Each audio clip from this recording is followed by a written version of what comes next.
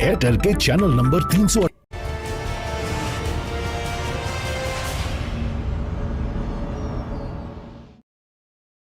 नमस्कार, आज का मुद्दा देख रहे हैं आप और आपके साथ मैं हूं अर्पिता आर्य। और इस वक्त की बड़ी खबर आ रही है। दिल्ली की हवा लगातार जहरीली होती जा रही है। दिल्ली के कई इलाकों में हवा का हाल बेहद खतरनाक स्तर पर पहुंच गया है। अशोक विहार, आनंद पर्वत, चाणक्यपुरी में हालात सबसे ज्यादा खराब है। यहाँ हवा बेहद जहरीली हो गई। जहरीली हवा की वजह से लोगों को सांस लेने में परेशानी हो रही है और दूसरी समस्याओं से भी जूझना पड़ रहा है। पंजाब, हरियाणा में खेतों में जल रही पराली की वजह से दिल्ली एनसीआर में आ रहे धुएं से प्रदूषण का बड़ा संकट पैदा हो रहा है। और ये संकट देखिए पहली बार नहीं पैदा हुआ, हर बार ऐसी ही संकट से दिल्ली वासियों को, देशवासियों को जूझना पड़ता है। और हर बार ये चर्चा होती है कि आखिरकार कैसे प्रदूषण को रोका जाए। कई नियम बनते हैं, कई कानून बनते हैं, लेकिन बावजूद इसके किसी प्रकार का हल इस समस्या का नहीं निकल पाया है अभी तक। हमारे साथ जावेद मंसूरी इस वक्त संगरूर पंजाब से हैं, दीपक रावत करनाल हरियाणा से हैं, प्रियंका कांडपाल द्वारका दिल्ली से हैं,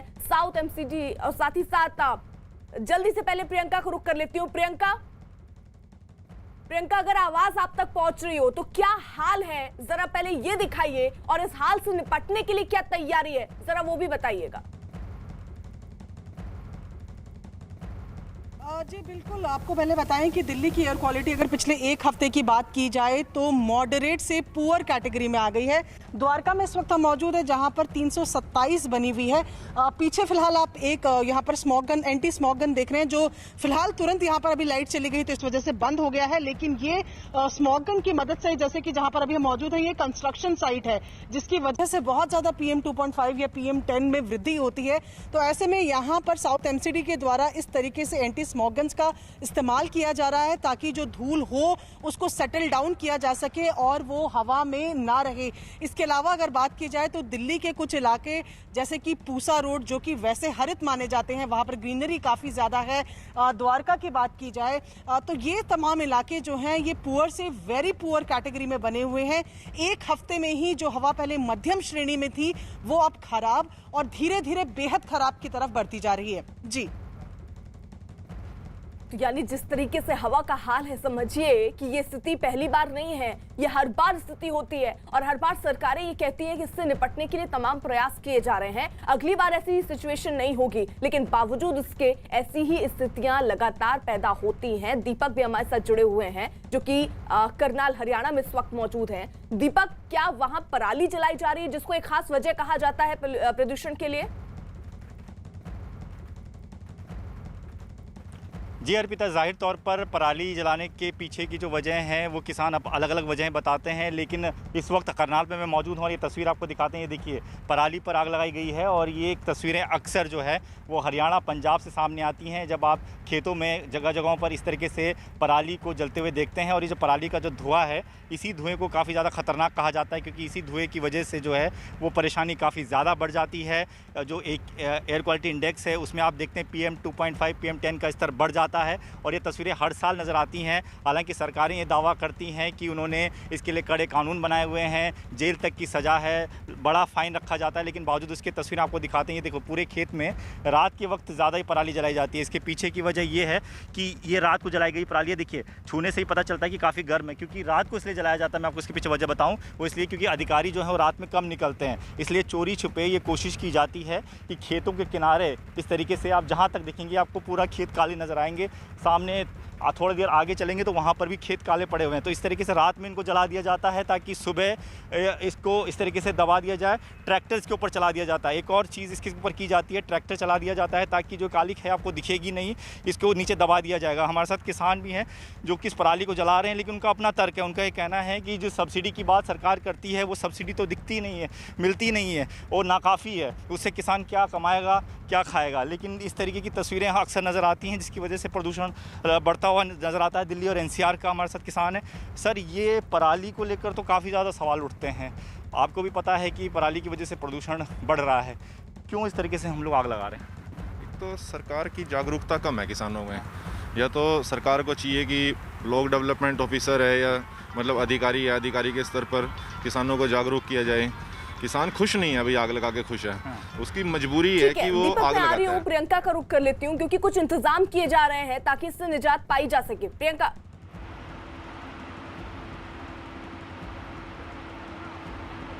अर्पिता, तस्वीरें आपको सीधा दिखा रही हूँ मैं, ये द्वारका के कंस्ट्रक्शन साइट पे हम मौजूद है और ये देखिए आप, एंटी स्मोक गन जो है उसका इस्तेमाल किस तरीके से यहाँ किया जा रहा है। तमाम कंस्ट्रक्शन साइट्स पे इस तरीके के एंटी स्मोक गन्स की बात कही जा रही है।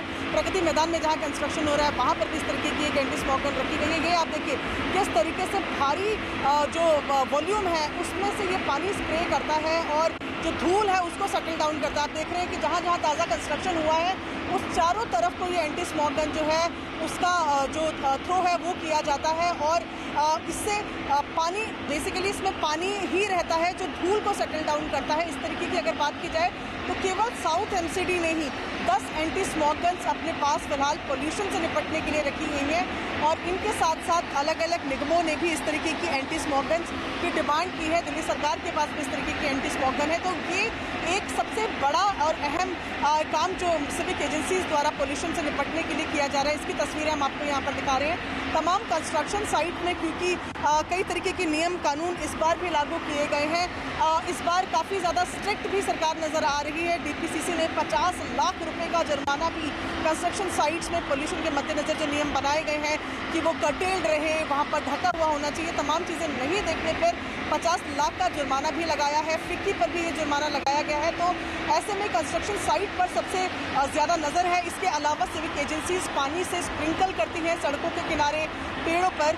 तो ये तमाम चीज़ें हैं जो सिविक एजेंसीज फिलहाल अर्पिता कर रही हैं और एंटी स्मोक गन इनमें आप जैसे कि लगातार तस्वीरों में देख रहे हैं सबसे कारगर माध्यम अभी माना जा रहा है। जी ठीक है, इसी बीच हमारे साथ रूपा श्रीनंदा जो कि नरेला से इस वक्त मौजूद हैं। रूपा का रुख कर लेती हूँ। रूपा, वहां पर क्या स्थिति है? पोल्यूशन लेवल किस तरीके से वहां बढ़ा हुआ है?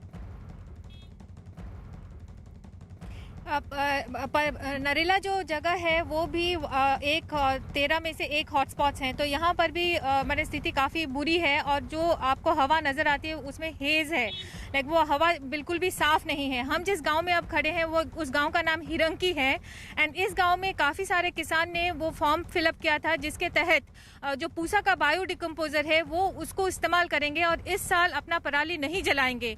तो मैं अपना कैमरा पर्सन रमाशंकर को बोलना चाहती हूँ कि वो आपको दिखाए जो इस खेत है, ये 15 बीघा की खेत है और 3 एकड़ ज़मीन है बेसिकली।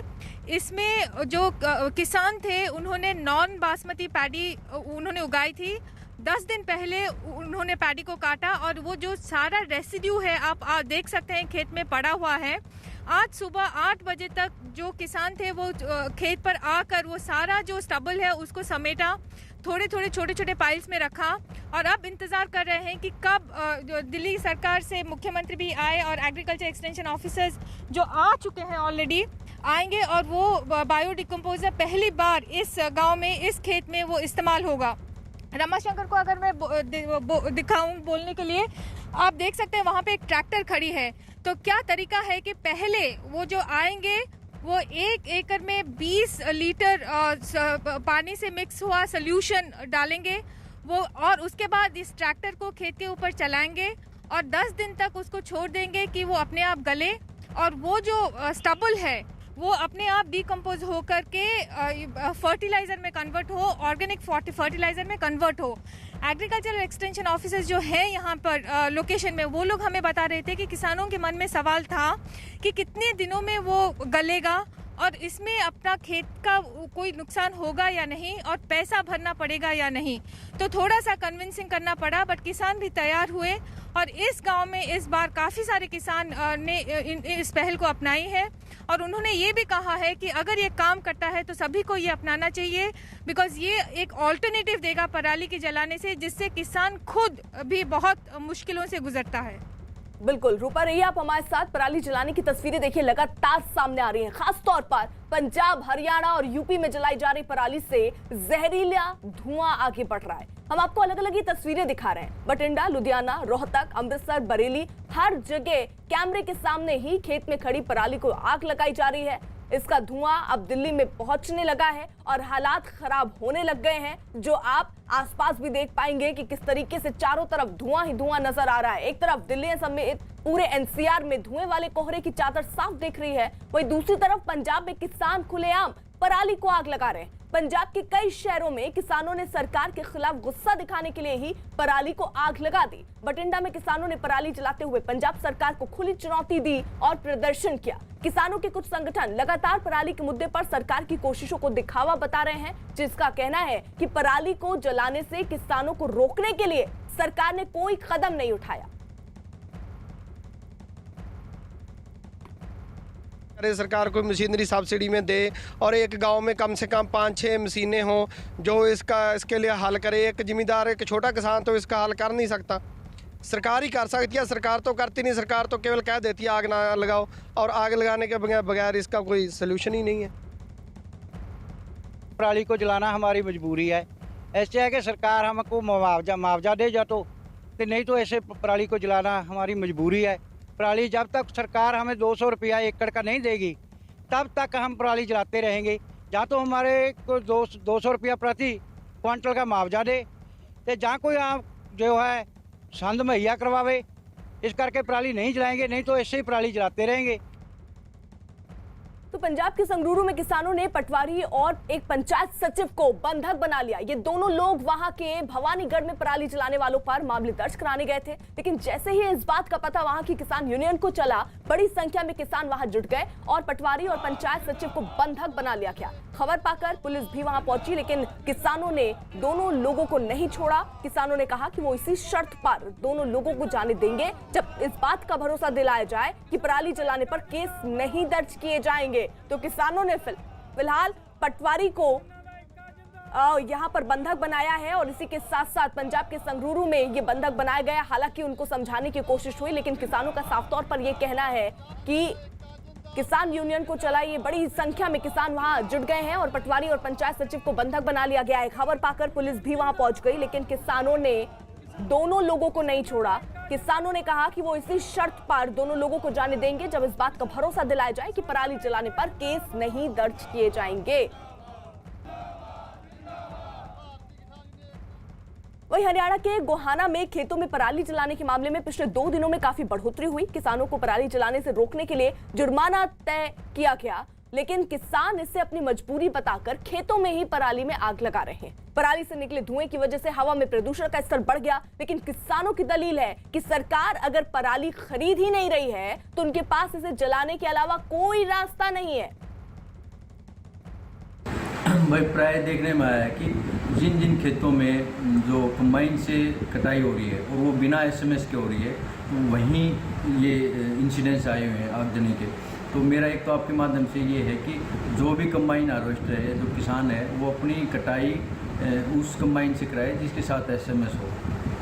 हमने कोशिश करनी है कि भाई अगर फील्ड लेवल पर कहीं भी बिना एसएमएस कोई मशीन पाई जाती है तो उसको तुरंत प्रभाव से उस पर कार्रवाई की जाएगी। दीपक, देखिए यही समस्या लोगों के सामने है, किसानों के सामने है कि सरकार जब पराली खरीद ही नहीं रही तो उनके पास दूसरा विकल्प क्या है?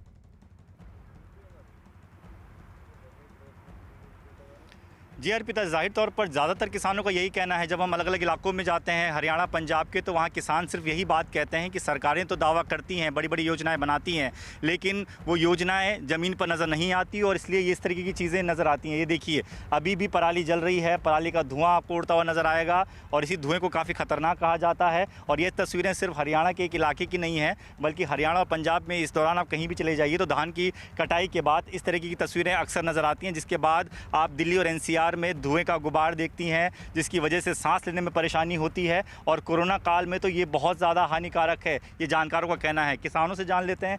सर, आपके जो मुख्यमंत्री साहब हैं मनोहर लाल खट्टर जी, वो तो कह रहे हैं कि 50 रुपये प्रति क्विंटल के हिसाब से हम आपसे पराली खरीद रहे हैं, तो आप क्यों जला रहे हैं इसको? तो खरीद नहीं रहे, कोई नहीं खरीद रहे हैं, कोई रिस्पॉन्स ही नहीं है किसी का भी है। हाँ। बिल्कुल भी किसी सरकारी कर्मचारी का या किसी का कोई किसी ने शुद्ध ले ही नहीं। किसान कोई आता नहीं खरीदने के लिए? आता, खरीदना क्या, वैसे शुद्ध नहीं लेता कोई आके। हाँ। जैसे पटवारी है या कोई भी है। हाँ। मतलब आता नहीं है कोई? नहीं आते नहीं कोई। आपका ये कहना है इसलिए जलाना पड़ता है? हाँ इसलिए। सर ये बताइए कि ये तो प्रदूषण तो बढ़ा ही रहा है ना, आपको भी परेशानी होगी ना, कोरोना तो चल रहा है, उसमें अगर इस तरीके की चीज़ें होंगी तो आपके लिए भी नुकसान है ना? नहीं, प्रदूषण का तो पूरे समाज को या वातावरण को तो दिक्कत तो है ही, सभी चीज़ को दिक्कत है। फिर क्या करे, मरता हुआ किसान। अब मान लीजिए किसान है, वो अपनी फसल को मंडी में बेचे, उसके पास रहे, अपने पशु पालन जो पशु उसके हैं उसको देखे या अपने परिवार को देखे। अब सरकार के ऊपर मान लो पॉलिसी तो सरकार की नहीं है। एक तो कहती है सरकार भाई हम रोजगार पैदा करें, कहाँ का पैदा करें? अगर इसको खेती को मनरेगा के साथ जोड़ा जाए, जो हमारे गरीब भाई हैं वो घरों में ठाली बैठे हैं, उनके पास रोजगार नहीं है, उनको रोजगार भी मिल जाएगा। और ये किसानों की समस्या कहना है कि पराली को अगर आप बेच देते हैं सरकार को तो आपका फायदा ही होगा, नुकसान नहीं होगा, और इससे तो आपकी जो नई फसल आप लगाएंगे उसमें भी कोई अच्छा नहीं होगा, क्योंकि जो खेत की उर्वरक क्षमता है वो तो खराब हो जाएगी। इस बात की क्या नॉलेज की कमी भी लगती है आपको कि लोगों में? आप ये बताइए कहाँ बेच के आए? किसान तो उठा लेगा इसको, उठा के लेके कहाँ जाए? आज तो कोई पटवारी आता है खेत में या कोई एडीओ? मतलब आपका भी कहना है कि कोई नहीं आता? बिल्कुल कोई नहीं आता, जो भी योजना। लेकिन सर अभी आप थोड़ी देर पहले बता रहे थे कि कुछ दिन पहले अधिकारी आए थे देखने के लिए कि पराली जलाई जा रही है, फिर उन लोगों ने मारपीट की, तो ऐसा करेंगे तो सर कैसे काम चलेगा? किसान दुखी हुआ, ये काम मतलब मारपीट के ऊपर आता है। सरकार को चाहिए कि जब भी कोई नई नीति बनाई जाती है उसको इम्प्लीमेंट करवाने से पहले किसानों से रूबरू आ जाए। किसानों से बात करनी बहुत ज़रूरी है, जैसे कि साफ तौर पर कह रहे हैं किसानों से बात नहीं होती है, यही वजह है कि इस तरीके की चीज़ें हमें अक्सर नजर आती हैं। जी ठीक है, दीपक रहिए आप हमारे साथ। हरियाणा के रोहतक में किसानों ने सरकार को चेतावनी दी कि अगर पराली की खरीद नहीं की गई तो उसे जलाना ही पड़ेगा। किसानों का कहना है कि धान के बाद गेहूं की फसल के लिए खेतों को जल्दी खाली करना जरूरी होता है और ऐसे में पराली को जलाने के अलावा और कोई चारा नहीं होता। किसानों ने हरियाणा सरकार पर आरोप लगाया कि वो पराली खरीदने का सिर्फ आश्वासन देते हैं, लेकिन असल में पराली नहीं खरीदी जा रही। किसानों ने मांग की कि अगर पराली जलाने से रोकना है तो जल्द से जल्द उसकी खरीद की जाए। सर पराली का क्या करना है? अगर गवर्नमेंट खेत में ही खरीद लेगी तो इसको हम गवर्नमेंट को पैसे के हिसाब से दे देंगे, नहीं तो इसको तो जलाना ही पड़ेगा आखिरी। और क्या करेंगे इतने पराली का, क्या करेगा? क्या करना, मजदूरी लगा कर ना कहाँ गिरेंगे इसको, कोई जगह नहीं, ना इसका कोई पैसे देने वाला है, ना फिर गिरें कहाँ, ना फसल बो सकते हैं, इसको उठाए बगैर तो कुछ कर ही नहीं सकते। हमें जलाने को गवर्नमेंट ऑब्जेक्शन लगा रही है तो गिरे कहाँ इसको? यानी रूपा देखिए, किसानों की समस्या यही है कि हर समय आश्वासन दिया जाता है कि उनकी पराली को खरीद लिया जाएगा, लेकिन अगर वक्त पर उनसे पराली नहीं खरीदी जा रही तो आगे की फसल नहीं लगा पाएंगे।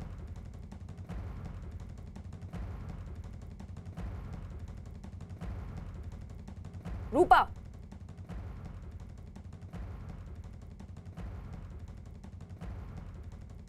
ठीक है, शायद उन तक आवाज नहीं पहुंच रही। प्रियंका, यही सवाल, महत्वपूर्ण सवाल ये है कि भाई जब पराली आप वक्त पर खरीद नहीं रहे तो किसानों के पास कुछ रास्ता नहीं बचता है दूसरा।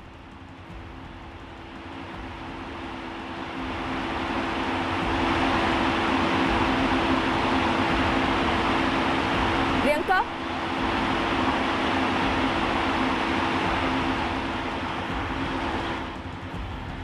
शायद प्रियंका तक भी आवाज नहीं पहुंच रही, लेकिन जो समस्या है वो किसानों के सामने वैसे ही बनी हुई है और इसलिए उनका कहना है मजबूरी में उनको पराली जलानी पड़ रही है। वहीं पंजाब के लुधियाना में कई किसान ऐसे हैं जिनका कहना है कि वो पराली नहीं जलाएंगे। किसानों की धान की फसल कटकर मंडियों में जा चुकी है, खेत में पराली पड़ी है, लेकिन पराली जलाने से निकले धुएं से होने वाले प्रदूषण को देखते हुए इन किसानों ने फैसला किया कि वो पराली नहीं जलाएंगे।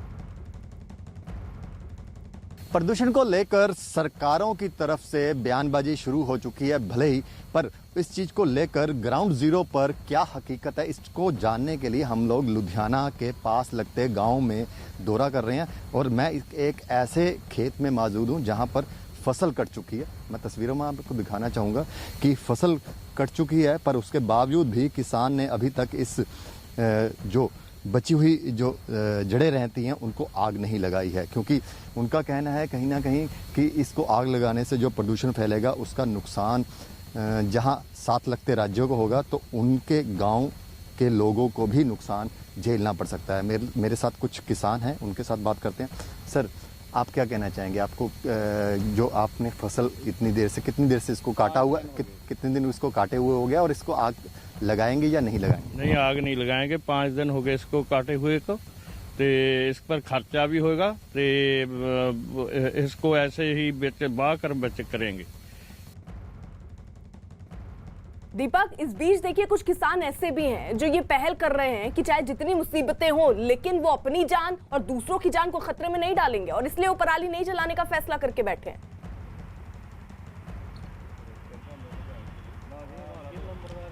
जी, जाहिर तौर पर इस तरीके की जब चीज़ें सामने आती हैं तो लगता है कि कुछ लोगों को इसकी जानकारी है, वो समझते हैं कि ये जो प्रदूषण है ये सिर्फ दिल्ली एनसीआर के लिए नहीं है बल्कि उनके लिए भी उतना ही हानिकारक है जितना उन लोगों के लिए है। लेकिन उसके बाद भी कुछ लोग ऐसे हैं जो कहते हैं कि इस तरीके से खेत कब तक छोड़ें, इसको थोड़ा समझाने की कोशिश करते हैं तस्वीरों के ज़रिए।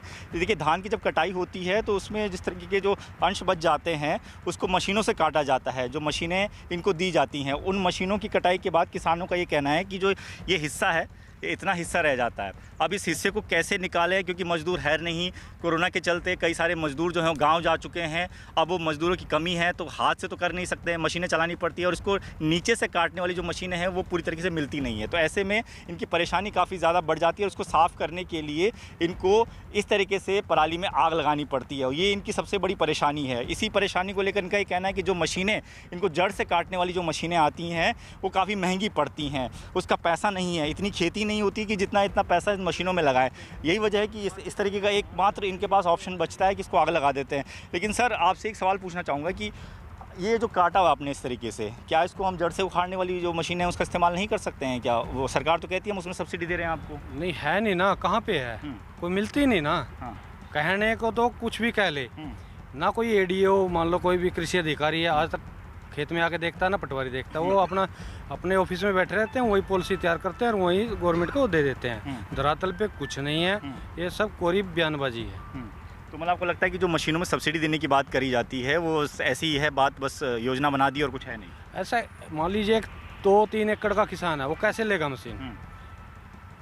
तो ऐसी पॉलिसी तैयार करनी चाहिए गवर्नमेंट को अपनी, मान लो 10-20 या एक गाँव के साथ ये बिल्कुल, यानी वो पॉलिसी ही अभी तक नहीं बनी। समस्या यही है, हर बार जब पोल्यूशन होता है तो कहा जाता है वो तमाम कदम उठाए जाएंगे, अगली बार स्थिति ऐसी नहीं होगी, लेकिन अभी तक वो पॉलिसी नहीं बन पाई ताकि किसानों को भी सहूलियत हो और ये प्रदूषण जो है उससे भी रोका जा सके। वहीं हरियाणा में पराली जलाए जाने की खबरों के बीच सीएम मनोहर लाल खट्टर ने दावा किया कि उनके राज्य में कहीं भी पराली नहीं जलाई जा रही है। उन्होंने ये भी दावा किया कि किसानों से सरकार पराली खरीद भी रही है। हमने जो स्टबल है उसकी इकट्ठा करके उसको गांठ बना करके अपने पास रखें, उसको 50 रुपया कुंटल इसका रेट भी रखा है कि उसमें बेल बना करके और जहां इसका उपयोग होगा वहां हम पहुंचाएंगे। वहीं यूपी के बरेली में भी किसान जो हैं वो बड़ी मात्रा में खेतों में पराली में आग लगा रहे हैं। बरेली में खेतों में पराली जलाने के मामले में 3 किसानों पर केस दर्ज किया गया। बरेली के थाना बेहड़ी और शीशगढ़ इलाके में किसानों ने धान की कटाई करके पराली को खेत में जला दिया। पराली जलाने से निकले धुएं से बढ़ते प्रदूषण को देख गांव के लोगों ने पराली जलाने का वीडियो बनाया और उसे सोशल साइट्स पर वायरल कर दिया। खेत में जल रही पराली के वीडियो को देखकर पुलिस कार्रवाई करते हुए 3 किसानों पर एफआईआर दर्ज कर ली गई। दिल्ली की हवा में जहर घोलने वाली पराली से जुड़ा हर अपडेट, हर खबर देखिए news18india.com पर। न्यूज 18 इंडिया एनबीए का सदस्य है और निष्पक्ष और जिम्मेदार पत्रकारिता के लिए बनाए गए नेशनल ब्रॉडकास्टिंग